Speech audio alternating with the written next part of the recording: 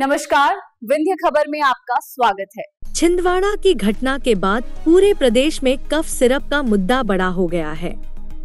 इस जहरीले सिरप ने 18 मासूमों की जान ले ली, जिसके बाद प्रदेश भर में इसे लेकर हड़कंप मचा हुआ है।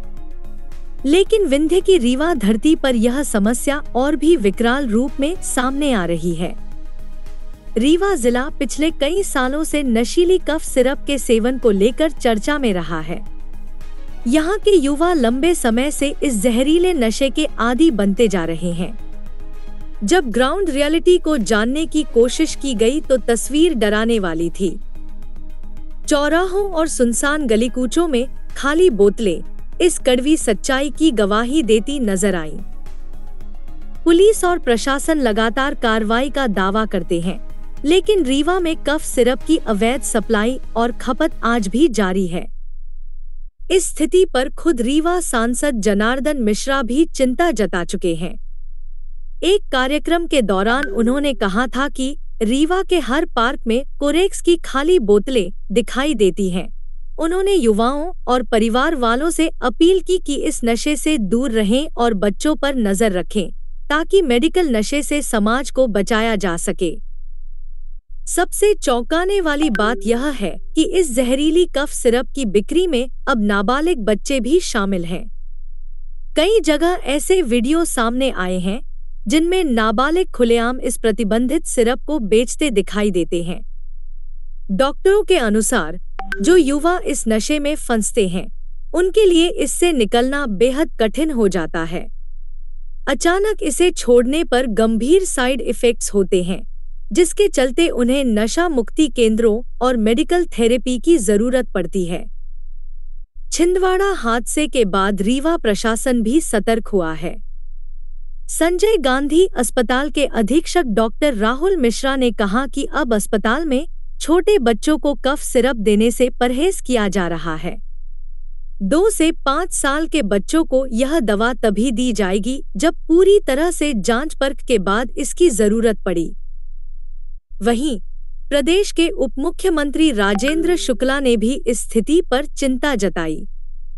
उन्होंने कहा कि रीवा में यह समस्या गंभीर है और वह हर आने वाले अफसर से आग्रह करते हैं कि यहां से नशीली कफ सिरप की आपूर्ति को पूरी तरह खत्म करने की ठोस पहल की जाए।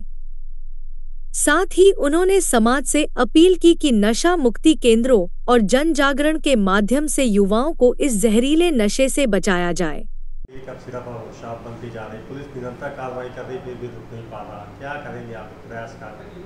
इसमें पुलिस के रिपोर्ट के मुताबिक लगभग 600 लोग ऐसे हैं जो जेल के अंदर बंद हुए हैं, जो थोक विक्रेता और जो फुटकर विक्रेता, उन सब पे कड़ी से कड़ी कार्रवाई की गई है। आमतौर पे मैं सब जानते हैं कि जब कोई पुलिस अधिकारी रीवा में आता है, चाहे वो IG, DIG या SP हो, मैं उनसे जब वो मुझसे मिलते हैं तो मैं एक ही बात उनसे करता हूँ कि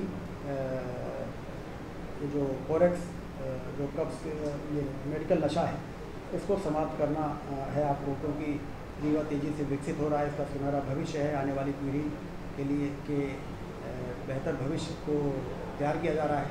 यदि ये नशे की गिरफ्त में आ जाएंगे तो भविष्य में विकसित रीवा और विंध्य और मध्य प्रदेश के फल को वो कभी भी उसका स्वाद नहीं ले पाएंगे।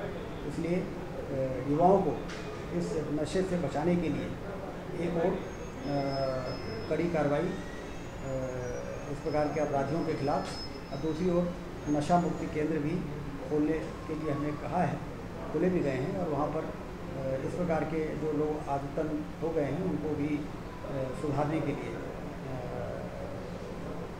समानांतर रूप से कार्रवाई की जाए। इसके लिए लगातार मैं कहता हूँ, स्कूल और कॉलेज में जाता हूँ, वहाँ भी बच्चों से कहता हूँ कि आसपास के आपके बच्चे कोई युवा इस प्रकार से मेडिकल नशे के आदी है तो उनकी जानकारी गोपनीय तरीके से दीजिए। उनको हम ले जाके मेडिकल ये नशा सुधार केंद्रों में ले जाके उनको इस नशे से दूर कर सकें। तो कुल मिला के ये जन जागरण में सभी लोगों के भागीदारी की आवश्यकता है कि जो जहाँ भी है नज़र रखे, और कोई युवा यदि मेडिकल नशे या अन्य प्रकार के नशे का आदी हो गया है तो उसके प्रति सहानुभूति रखें और उसको सुधारने के लिए प्रयास करें, उसको प्रशासन को उसकी जानकारी दें। नशा मुक्ति केंद्रों में उनको पहुंचाने के लिए जिससे प्रशासन काम कर सके। और वही दूसरी ओर जो इसके अपराध से जुड़े हुए लोग हैं उन पर कड़ी कार्रवाई हो।